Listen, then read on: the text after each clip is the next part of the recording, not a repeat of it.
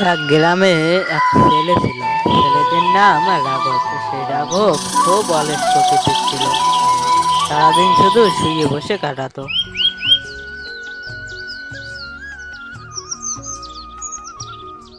রাঘব, উঠ বাবা, সকাল হয়ে গেছে। আর কত ঘুমাবে? উফ মা, আর একটু ঘুমাতে দাও না। সারাদিন ঘুমালে কি করে হবে? একটু উঠ, পড়াশোনা কর। সেই রাঘবের এক বন্ধু ছিল যার নাম করিম।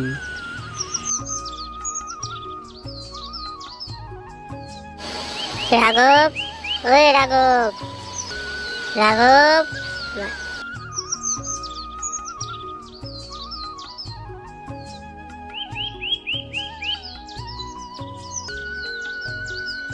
আজকে স্কুল যাব না রে, শরীরটা ভালো না। এভাবে অলস হলে কিন্তু কিছুই করতে পারবি না ভবিষ্যতে। চল স্কুলে যাই, চল।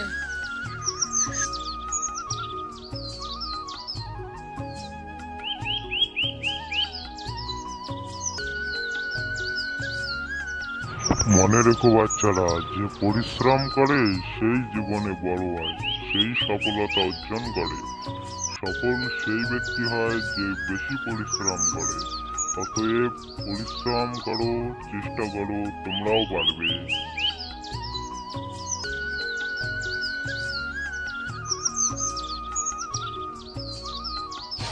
মা, আজ থেকে আমি পড়াশোনা করব।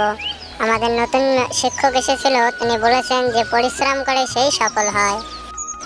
খুব ভালো কথা বাবা, ঠিকই বলেছেন তিনি, যে পরিশ্রম করে সেই সফল হয়।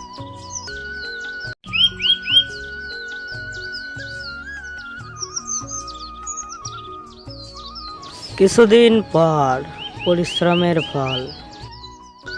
বাহ রাঘব, তুই তো স্কুলে ফার্স্ট হয়েছিস এবার। খুব ভালো, ভালোভাবে পড়াশোনা করেছিস। খুব ভালো কথা। নীতিকথা, যে পরিশ্রম করে সেই সফলতা অর্জন করে। অলস ব্যক্তি কখনো সফলতা পায় না।